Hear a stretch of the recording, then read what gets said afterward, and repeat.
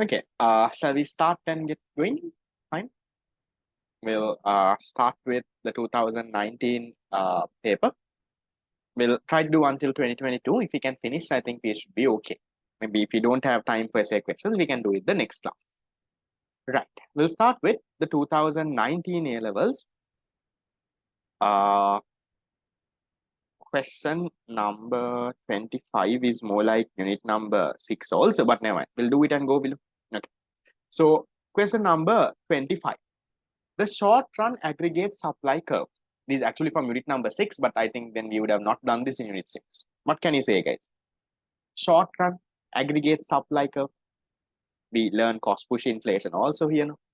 How does it look like?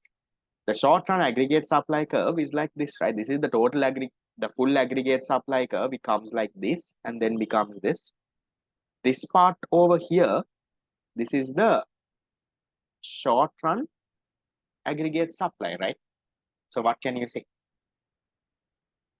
Which one is our answer, guys? Slope downwards, slope upwards, horizontal, vertical, number? Looks like number 2, right? Slope upwards to the right. Okay, that's 25. Then coming into 26.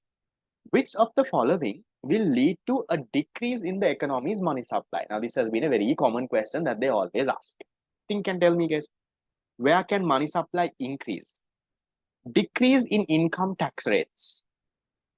Maybe if income tax rates decrease, maybe it can kind of become expansion. We'll see if there is a better answer, right? So decrease in the discount rate. Okay. Open market purchase of government securities by the central bank. Looks like a very direct thing. Increase in SRR, increase in government expenditure. Which one, guys? Which one would lead to a decrease in the money supply? Think. 1, 2, 3, 4, 5. So if you decrease income tax rate, that is more expansionary.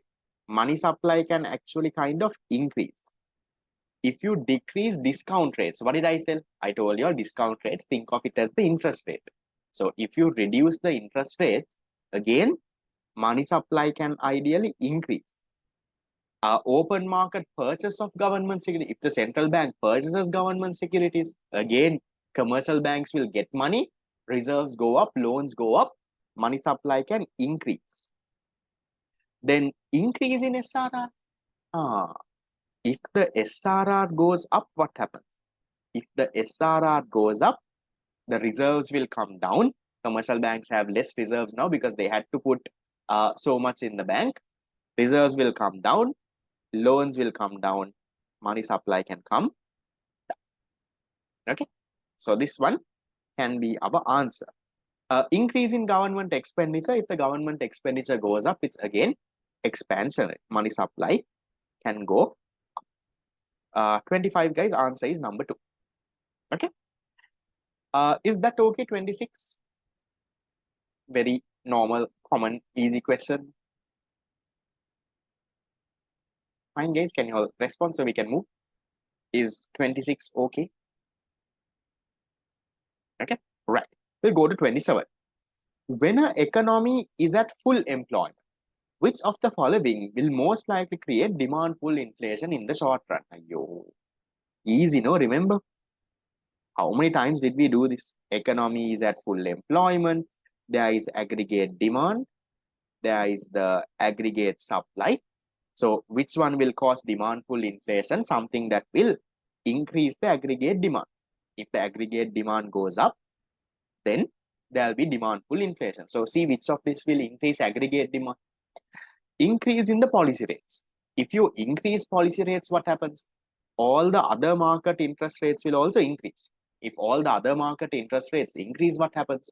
The aggregate demand will come down, investments will come down, consumption will come down. Increase in personal income tax. If you increase personal income tax, disposable income comes down. Then consumption comes down, then aggregate demand comes down. Again, no.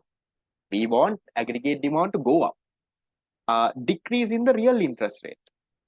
Can be. So if the interest rate, so the real interest rate comes down, If the interest rates come down, now it's cheaper to borrow. So consumption will go up, investment will go up, and thereby aggregate demand will go up. Can be your answer. Number 4, decrease in government spending. Definitely no. Government spending is a part of aggregate demand.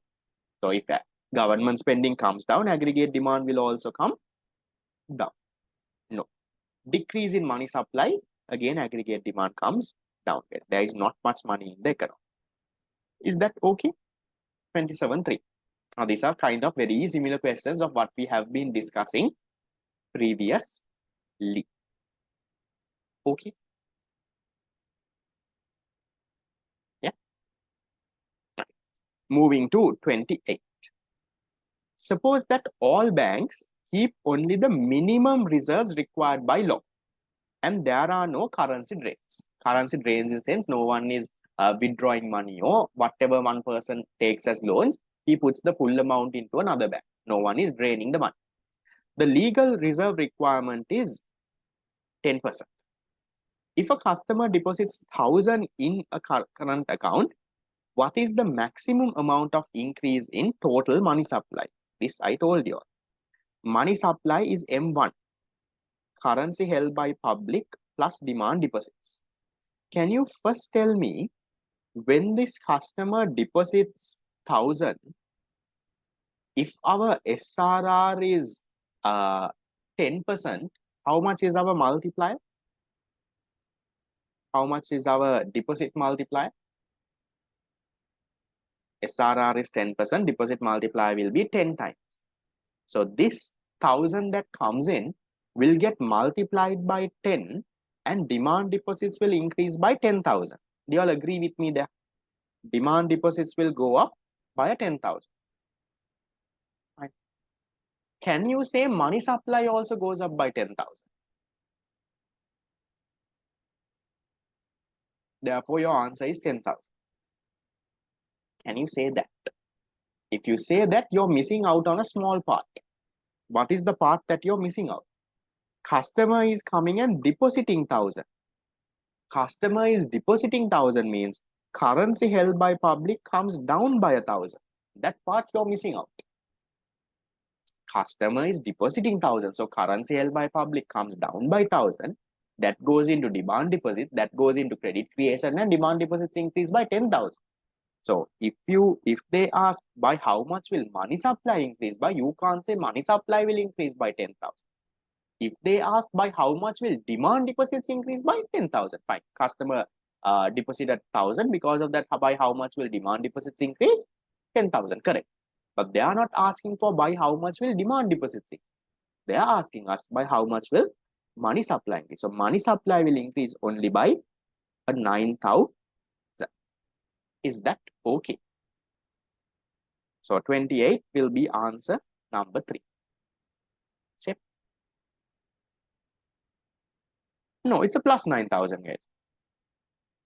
Because demand deposits are increasing by 10,000, currency is falling by 1,000. Plus 9,000. Real interest rate is decreases, deposit the customers will reduce. Then money supply decreases. No, we don't argue with that way. We know now when we say real interest rate comes down, right?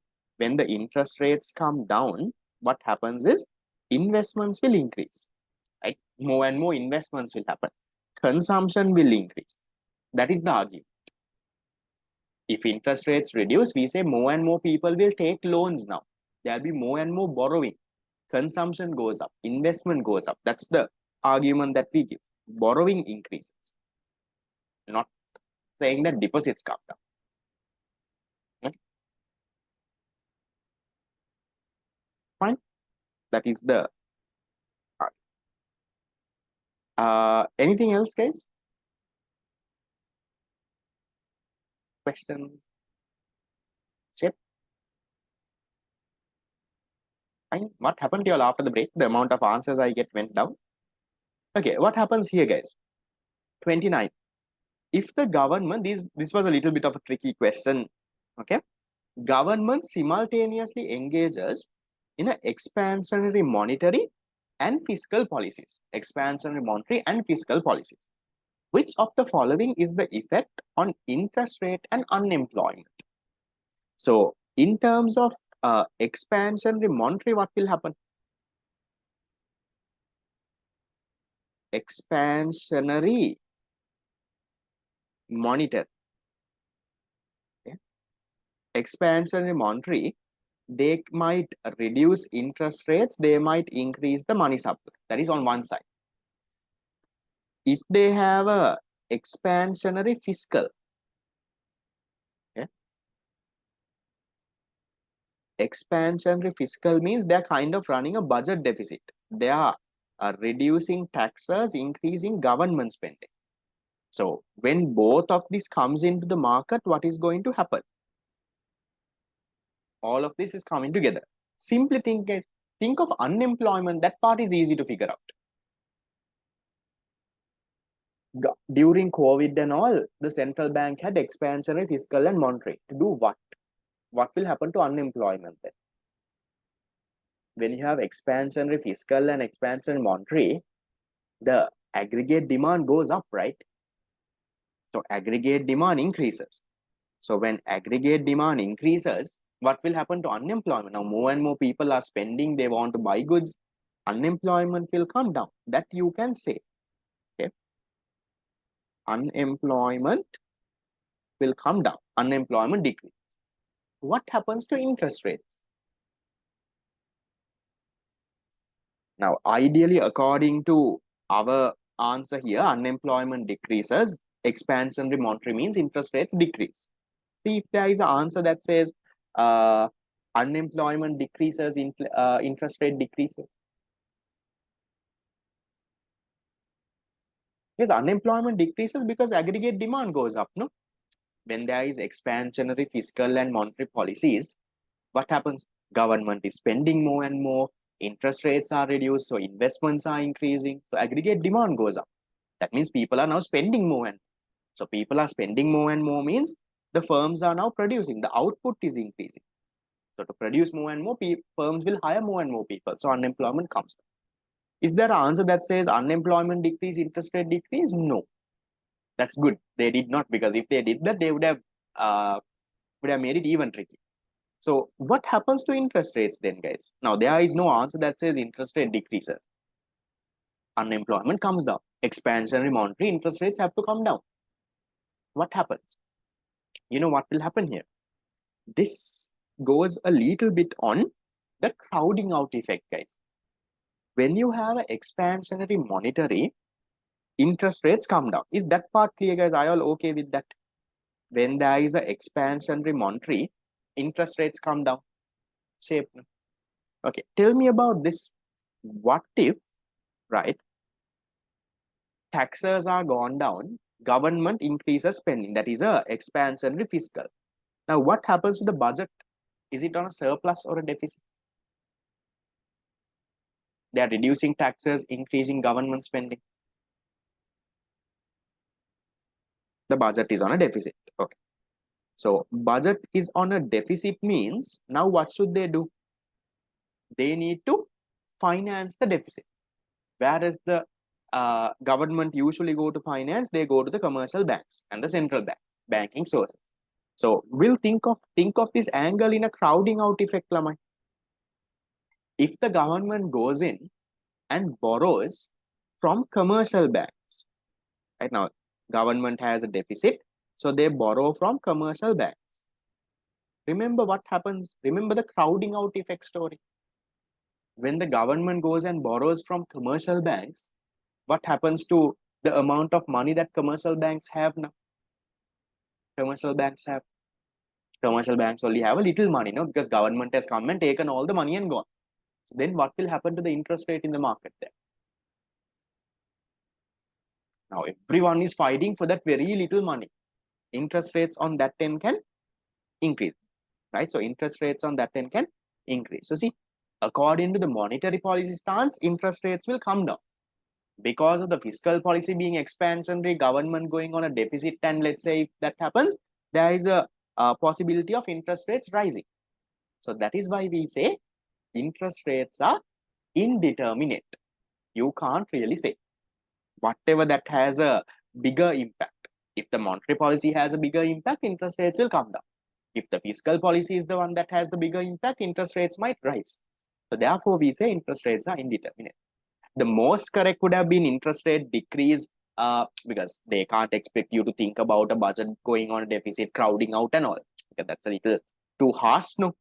Okay, so since they have not given an answer of interest rate and unemployment both decreasing, we'll think of it this way. Is that okay? Yeah. So which one? Expansionary, guys, the basic meaning is to expand the economy. What is expansionary fiscal and expansionary monetary? Expansionary fiscal means you reduce taxes and increase government. You're trying to expand the economy. Expansionary monetary policy means you're reducing the interest rate, increasing the money supply, trying to expand the economy. That's what expansionary policies mean. You're trying to promote aggregate demand and expand the economy. Okay. Contractionary is the opposite. Okay. Give me a second. I'll put this to charge. Okay. Done. Then we'll go into question 30. If a 300 million deposit, small typing mistake, if a 300 million deposit, no, guys, expansionary monetary doesn't mean trough to a peak. That is in the business cycle expansion. Expansionary monetary and fiscal, it might connect with that. Business cycle expansion and expansionary monetary and fiscal policy are different things. It might connect with that, yes, okay? So don't put those together. Okay, if a 300 million deposit in a commercial bank leads to a 3,000 million increase in money supply, the SRR must have been. Think, guys. What do you think?